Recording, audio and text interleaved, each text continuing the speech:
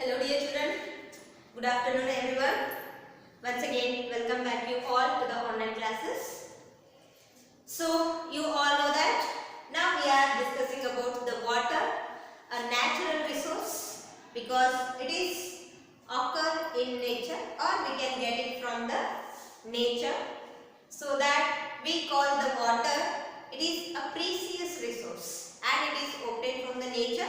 So we call it as the natural resource, and the water made our life possible on earth because to survive we need water, we have to drink water, and for cooking purpose also we need water, and in the agricultural field and in the industrial areas, so everywhere we are using the water.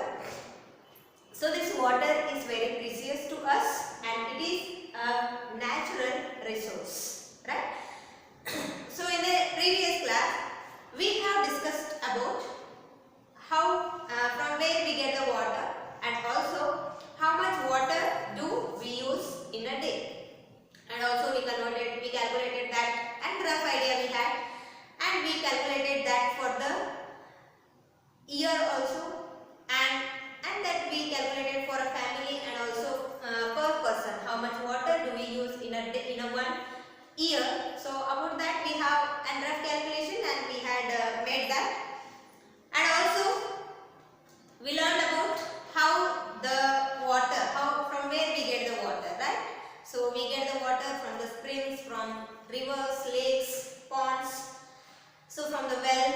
So from all these sources we get the water, and in our home through the pipelines, the pipe connection will be there to the natural resources, and then we get from some water bodies, and from there the connection will be there, pipe connection, and in our home we had a tap, and through the tap we will get the water. So likewise we have many different way of getting water to our houses, but finally every water, whatever the water connection is there to our house, whatever the way you may get the water, but everyone at last, finally they are connected with these water bodies. They are the rivers, lakes, ponds and all, the wells and all. So this is how we get the water from. And in these lakes, how the water is filled in these rivers, lakes, ponds and all, right? So also we learned that the oceans are the great sources of water. So there the large amount of water will be present in the oceans, but is it useful? No, it is not useful because it is marine water. Marine means it is the salty water. So that cannot be used directly to agricultural purpose or for bathing, cloth washing. So for any other purpose, even for drinking, there is no use of that water because it is containing the minerals. So that it will be salt. Many salt are there in the ocean water or sea water. So that we cannot use that.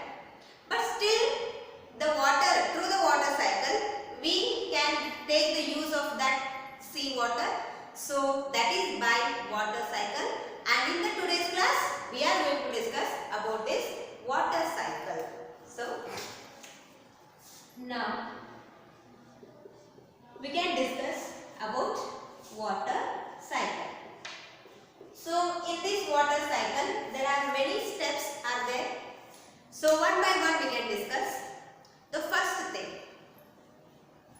if the water spills on the floor, you will mop it, right? Then after some time, if you observe where the water spills on the floor, you will not see that, right? So that it will disappear from that place. And at the same time, one more example I will give. We all are washing the clothes every day, right? So we spread them for drying on the clothes line. So after some time, the water from the clothes, to wash the clothes we require the water, and with the use of water we wash the clothes. So if we see after some time when we spread the clothes on the clothes line, so after some time the water in the clothes that also get disappear. Then how it is happening?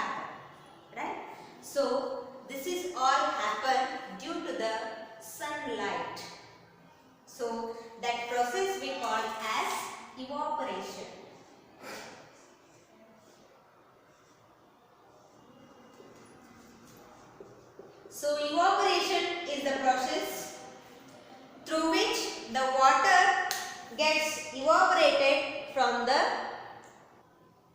water bodies or when it spills on the floor or somewhere. So from there it will get evaporated. So this process we call as the evaporation. This is due to the heat or this is due to the sunlight. So when we spread the clothes on the clothesline, the water in the clothes will get disappear. This is because the water in the clothes gets evaporated. And you might have observed that the evaporation process is more in the summer season.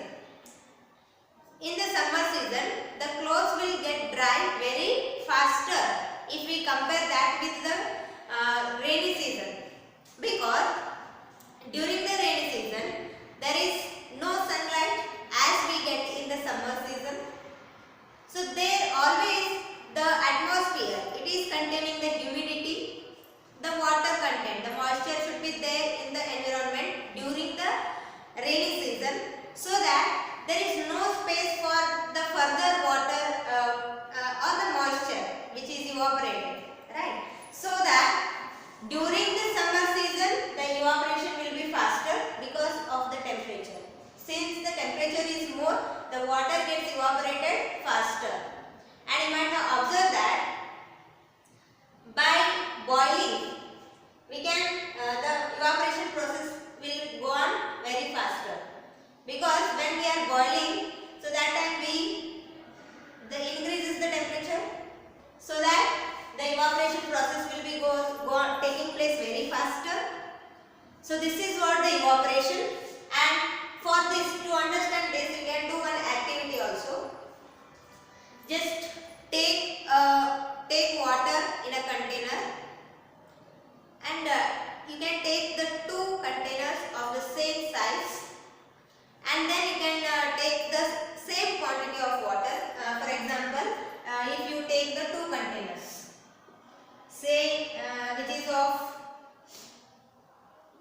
the capacity 1 liter. Okay. So you have taken a two container, so those are having the capacity 1 liter. Both are same. Now fill the water. Okay. Fill water in both the containers, and one container you keep inside the home.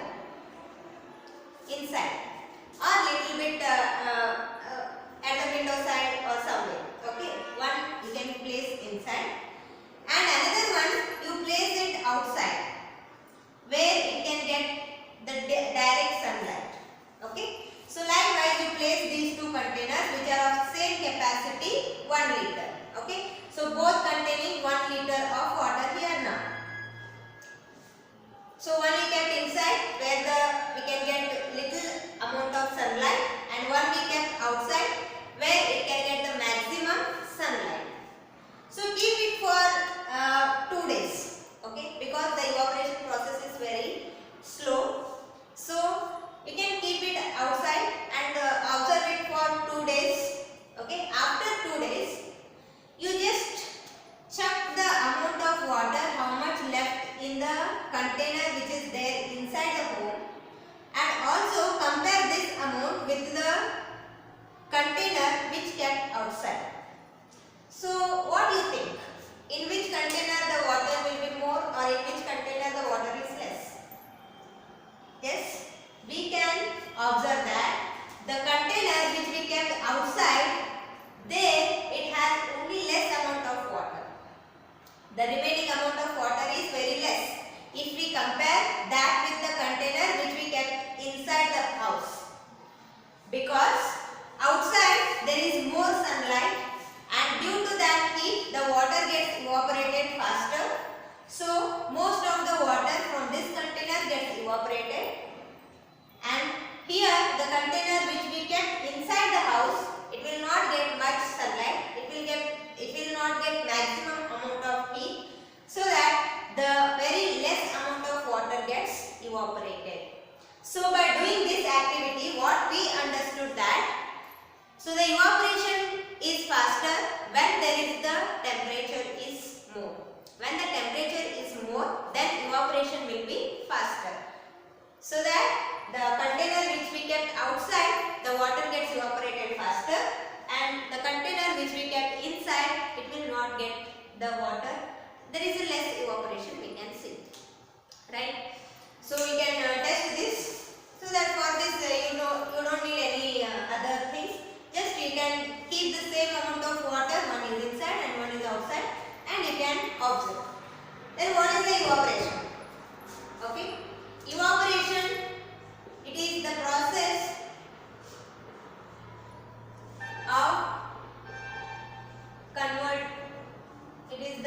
of conversion of liquid into gas is called evaporation. So here the liquid is converted into gaseous state. So that we call as the evaporation. So the first thing, the water it is spilled on the ground floor, or when we wash the clothes, there the water gets evaporated. And see, even water is there in the other sources also, right? Water is there in the lakes, rivers, ponds, and large water is there in the oceans and seas. There also the evaporation takes place continuously, but we are not able to see that because we are not able to understand, or we are not able to observe that, because there the quantity of water is large, so that we are not able to identify the evaporation process, but evaporation process will be taking place by all these sources. But only we cannot able to identify because the quantity is more. So even though some amount of water gets evaporated also, we are not able to recognize that, right? So this is how the evaporation takes place from the, and even when we wash the clothes, many water will be spilled on the ground also, so that also get evaporated. And also even some of the when we are washing anything, any other thing, the utensils and all, there also the water gets evaporated. So by many other processes the water gets evaporated, and also the water gets evaporated from the water bodies also, like oceans, rivers and all. And even the evaporation process takes place in the plants also, not only here. So this is the what we can say, the disappearing of water and loss of water by plants. Okay, loss of water by plants. So even plants can also lose some water from their parts. So that we call as the transpiration. Process we call as transpiration. So through the transpiration process, even plants can also lose the water from its parts. So what happened here? To grow, the plants also need water. So they absorb the water through their roots, and then through the xylem tissue the water can be transported to all the other parts of the body. And then this water which it gets, it is utilized in the process of photosynthesis. Okay, but all the water which is absorbed by the plant roots, it is not used in the photosynthesis process. Of course the plants need the water, but all the water which is absorbed by the soil from the roots, it is not used up in the process of photosynthesis. Some of the amount of water will be retained in some other parts of the plant, and later on this excess amount of water which is present in the these plants, that will get evaporated, and that process we call as the transpiration process, right? So just imagine the wheat crops. You know that wheat crops. So those wheat crops, the wheat crop which will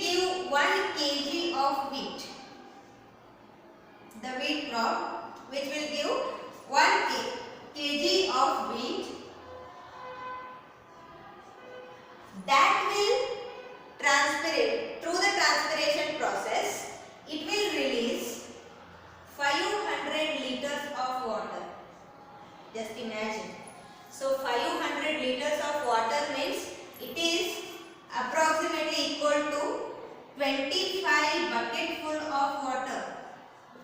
25 bucketful of water. So this much water is released by the wheat crops. The wheat crops which will give 1 kg of wheat, they can release around 500 liters of water through the transpiration. 500 liter means it will be equal to 25 bucketful of water. So just imagine how many plants we have. Just wheat plant can give this much amount of water. Wheat crops, you know, they are very small plants. Yes, so they can give around 500 liters of water. Then just imagine what about all the other plants? How much water gets released through the transpiration? Yes, how much amount of water they will release into the atmosphere through the process of transpiration. Just imagine, right? So there is a large, huge amount of water will be released by the plants also through the transpiration, right? So there also the evaporation takes place from the plants also. So now I will write the definition for transpiration. You just note it down in your notebook.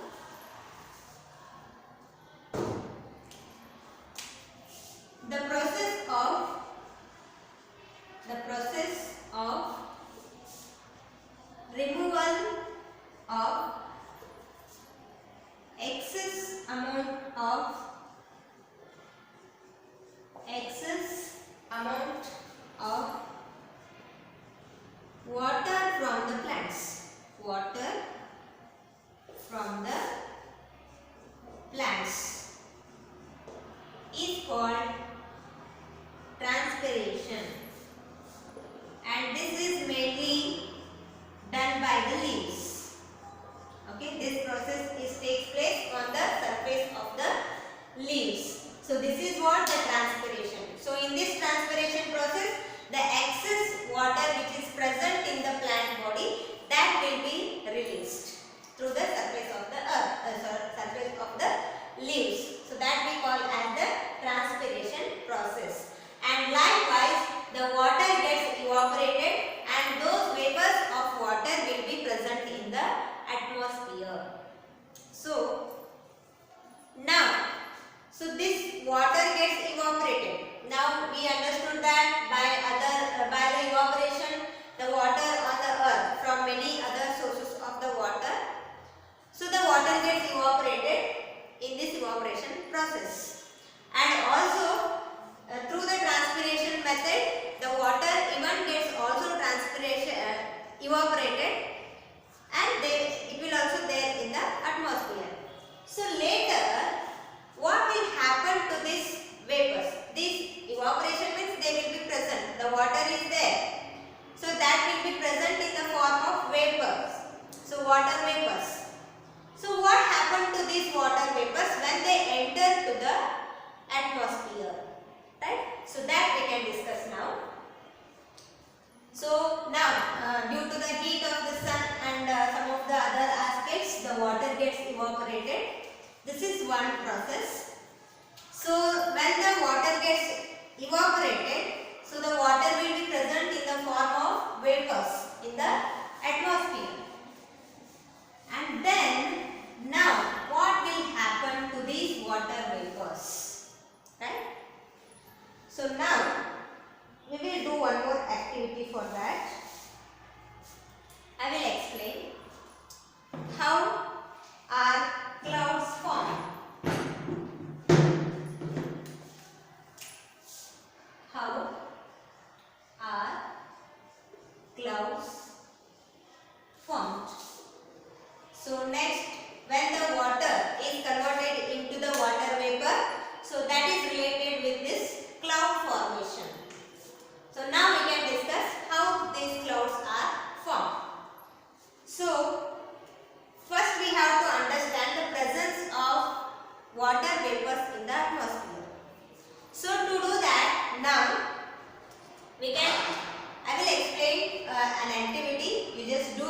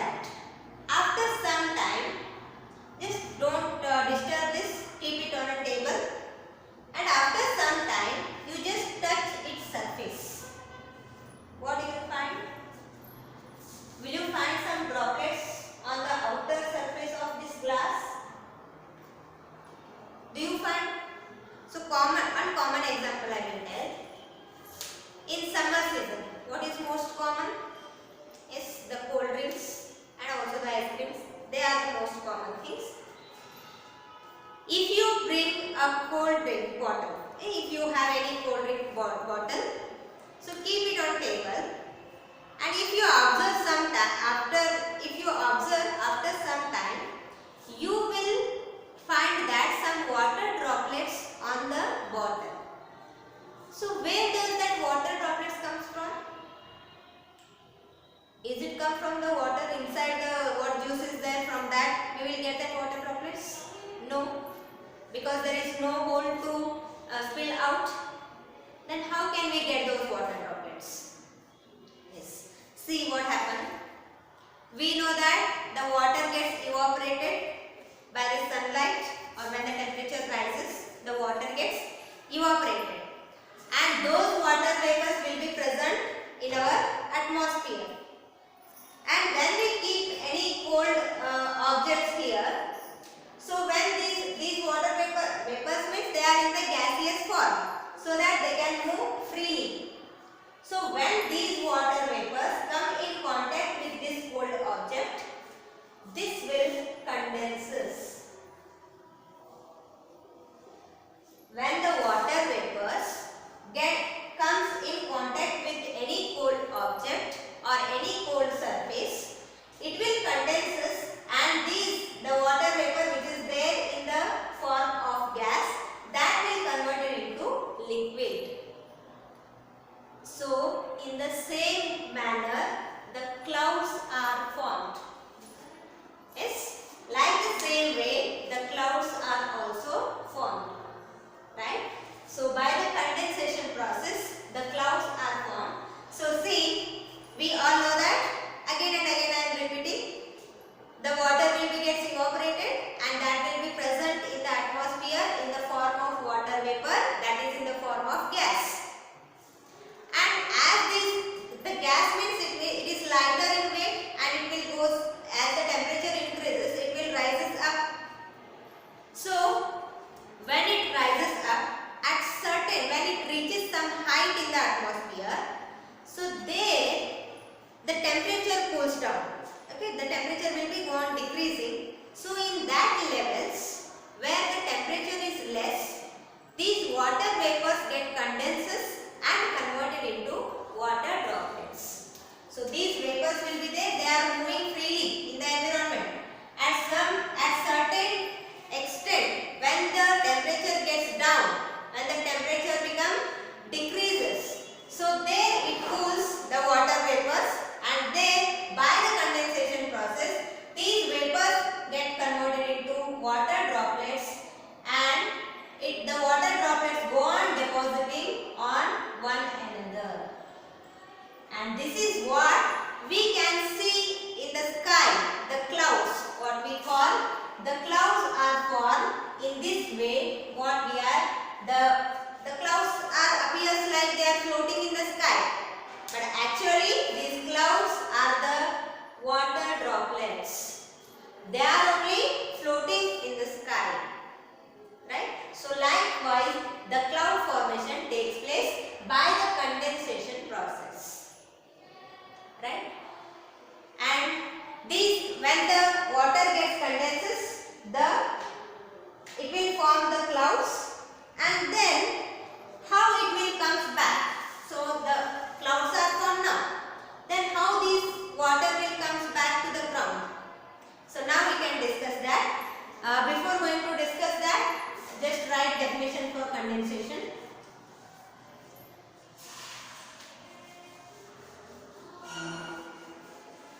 And even the same water is the water gets evaporated by many sources, and the same thing will happen with all the water vapors. When the water vapors moves and when it reaches some certain extent of height, so there the temperature cools down, and due to that cold weather the water vapors get converted into water droplets. So condensation means the process of conversion of gases into liquids.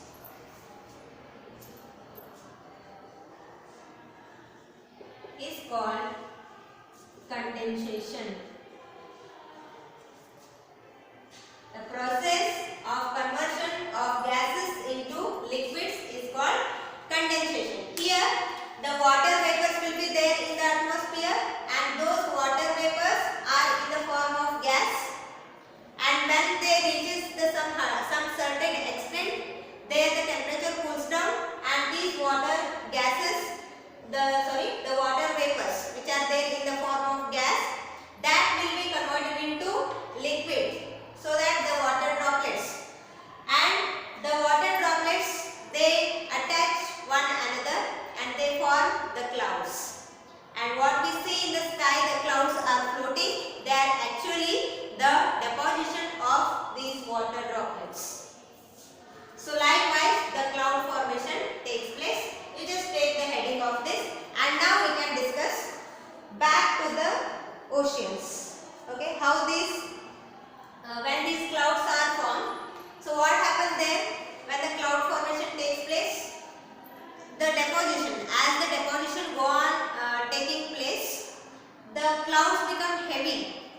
Okay, and when the clouds become heavy, they started falling to the ground in the form of rain, hail or snow. So in the form of this, the clouds will be again comes back to the ground. So the cloud formation takes place by the process of condensation. And when the cloud formation takes place, as the condensation process continues, so the deposition of water, the clouds become heavy. And when the clouds become heavy, they will fall into the ground, they will precipitate, and they will fall into the ground in the form of rain, hail or snow, and that is depending on the climatic condition of the place. If the areas are temperate, then they get the rainfall, and if the areas are little bit cold areas like the polar regions or like some of the north sides and all, so they will get like the hail or snow. Sometimes we can also get these kind of, in our area it is not there, but we can get the hails, the alikalam karithumi. So that will also causes due to this condensation. Okay. So likewise the clouds, again the clouds means they are the deposition of water.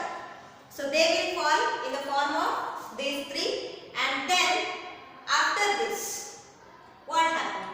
So when this water again it comes to the ground, right, the water vapors are formed, and in the form of rain, hail and snow, again it comes to the ground, and after coming to the ground, what happens to this water?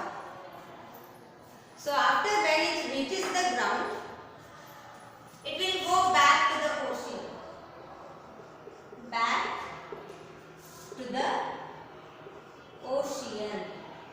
So when the rainfall takes place, all the water bodies gets flowing. Yes, they started flowing the water, because all the water bodies, the rivers and all, they will be filled with the water, and the rivers are flowing, and finally they will reaches the oceans, right? And see, even some of the amount of water that will get seeped through the ground. Some amount of water will be absorbed. So if the rainfall takes place, if it rains, so it will fall on the ground. So the soil is having the water absorbing capacity, we know that. And when the soil absorbs the water, so some amount of water will be reaches the ground. So here the bedrock is there, and in between the bedrock some space will be there. So this rainwater which absorbed by the soil, so they will be collected here, and this water we call as underground water. Underground water, and later we can only draw this through the pumps. Okay, the borewells and all. So there we get the water from this only, the underground water. And the amount of water, the part of the amount of water will be absorbed by the soil, and it is